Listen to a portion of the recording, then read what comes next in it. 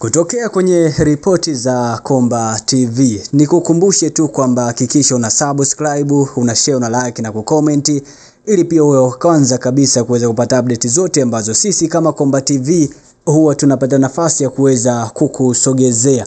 Tunafahamu tunaelekea katika dirisha dogo la usajili ambalo linatarajiwa kufunguliwa Januari hii mwaka 2026. So story ni nyingi sana za usajili ambazo zinaendelea pia kugonga vichwa vya habari za kimichezo katika ardhi ya Tanzania. Nikukumbushe kucomment, lakini pia hakikisha umesubscribe. Ukisha subscribe kila kitu kinakuwa sawa kabisa, kwa sababu sisi tuko tayari pia kwa ajili ya kuweza kusogezea zile story zote zinazogonga vichwa vya habari za kimichezo kupitia tetesi mbalimbali na sajili mbalimbali ambazo tayari zinakuwa zimekamilika. Ipo taarifa kuhusiana na nyota ambaye alikipiga katika kikosi cha Uganda, na mzungumzia bwana mdogo Allan Okello, mmoja kati ya wachezaji ambao wameendelea kuzua gumzo kweli kweli katika mitandao mbalimbali ya kijamii, na hii ni mara baada ya uwemo wa taarifa mbalimbali kwamba wananchi Young Africans wamekuwa kimuinda kwa ukaribu sana.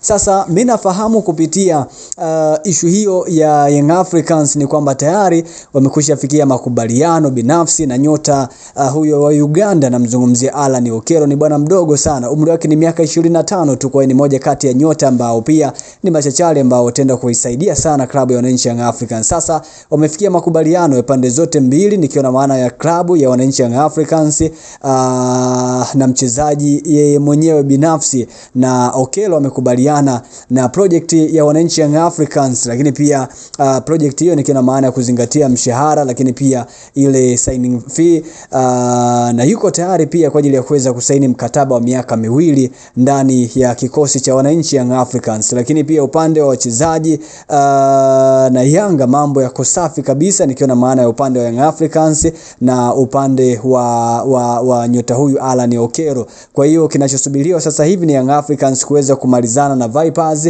kwa sababu nyota huyu bado pia na mkataba na Vipers ambayo inapiga ligi kuu ya kandanda pale nchini Uganda. Kwa taarifa za ndani inasemekana kwamba Okello yamebakiza mkataba wa miezi 6 ndani ya klabu yake ya Vipers, na Yanga wanataraji kuweza kutuma ofa yao ya kwanza kabisa ya kuweza kumsajili nyota huyu ili kuweza kuvunja pia mkataba wake ndani ya kikosi hicho cha Vipers, ambapo Vipers kama watakataa ofa hiyo, basi Young Africans watamchukua bure mwishoni mwa msimu huu. Kwa hiyo kinachosubiriwa sasa hivi ni Young Africans kutuma ofa, na mwisho wa siku wakishakuja kutuma ofa inakuwa tayari mambo yanakuwa yameenda vizuri kwa wananchi Young Africans. Kwa hiyo huenda pengine katika dirisha hili dogo la usajili tukamshuhudia Allan Okello anakipiga katika kikosi cha wananchi Young Africans. Maoni yako pengine ni yapi? Kwa sababu katika mitandao mbalimbali ya kijamii watu wamezungumza mengi sana kuhusiana pia na performance ya Allan Okello. Je, kwa wananchi Young Africans pale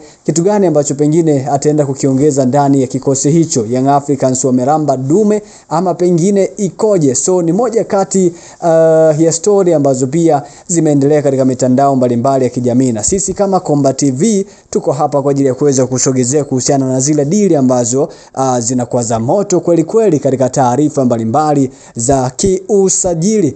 Bwana, nikukumbushe tu ya kwamba hii ni Komba TV. Hakikisha una subscribe, una share, una like na kucomment, kwa sababu sisi tumejiandaa vyema kabisa kwa ajili ya kuweza kusogezea zile taarifa mbalimbali za kiusajili kupitia tetesi mbalimbali za kiusajili. Ukielekea pale Instagram tu search pia kama Komba TV, utapata nafasi pia ya kuweza kukutana na sisi pale, ili pia uwe moja kati ya wale ambao utapata taarifa mbalimbali za kiusajili. Issue ya Allan Okello imekaa namna hiyo, na sisi kama Komba TV tumekusogezea na tunafunga namna hiyo. So hakikisha unakaa karibu ili pia uweze kupata taarifa kemkem ambazo tunazisogeza kupitia Komba TV.